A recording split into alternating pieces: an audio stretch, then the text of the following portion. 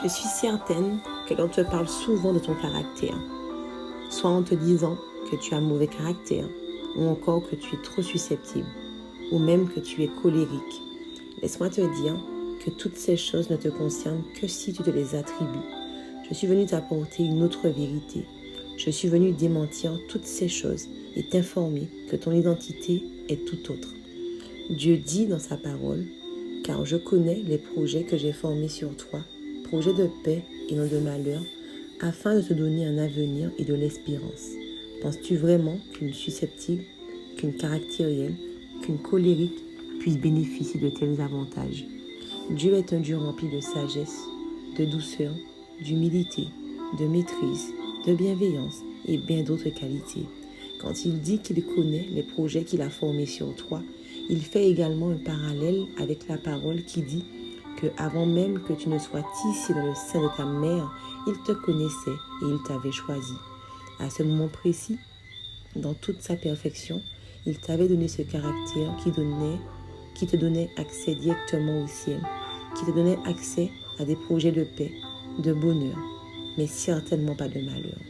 Malheureusement, parfois, l'éducation que nous avons reçue, les épreuves que tu as pu traverser, les échecs et les déceptions que tu as pu essuyer ont laissé place à un autre caractère.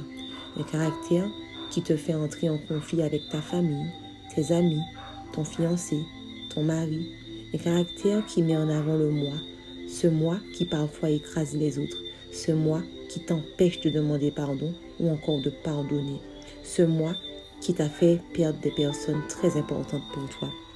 Ce caractère au cours de la vie t'a clairement détourné de ta destinée. Mais il n'est pas trop tard pour retrouver ce caractère initialement donné par notre Seigneur. Il te faut le vouloir et le faire. Le vouloir, c'est réaliser ta situation et renoncer à tout ce que l'on a pu te dire, mais également à toutes les choses que tu t'es attribuées. C'est-à-dire en autoproclamant toi-même que tu étais soit susceptible, soit colérique, soit trop gentil.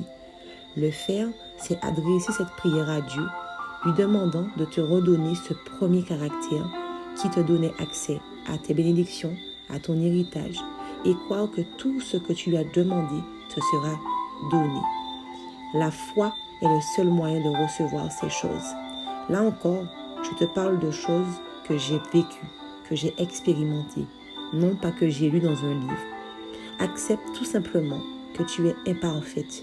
Accepte que sans le concours de Dieu, peu importe les améliorations que tu veux apporter, tu les remplaceras par forcément une autre mauvaise chose, car tu agis avec tes émotions. En te remettant totalement entre les mains de Dieu, c'est ce qui fera que tu deviendras un chef-d'œuvre. Tu seras épanoui et tu impacteras les gens autour de toi. Et surtout, tu entreras enfin dans ta destinée. Aujourd'hui, choisis de suivre Jésus. Choisis d'entrer dans son plan pour ta vie. Choisis de revêtir ce caractère divin qui t'ouvrira les portes sur le travail, sur le mariage, sur la vie de famille, sur le ministère. N'oublie pas le vouloir et le faire. Souvent, on pense que notre caractère est nécessaire dans la vie, sauf que l'on se trompe fortement. Le Seigneur nous qualifie de beaucoup de façons, mais il n'induit en aucun cas ce caractère charnel, ce caractère qui nous pousse à avoir de l'orgueil. Tu sais, il est difficile de délaisser les mauvaises choses, mais il n'est pas impossible. Je t'encourage à entrer dans ta destinée. Sois bénie, chère princesse de l'Éternel, et que tu puisses prospérer à tout égard.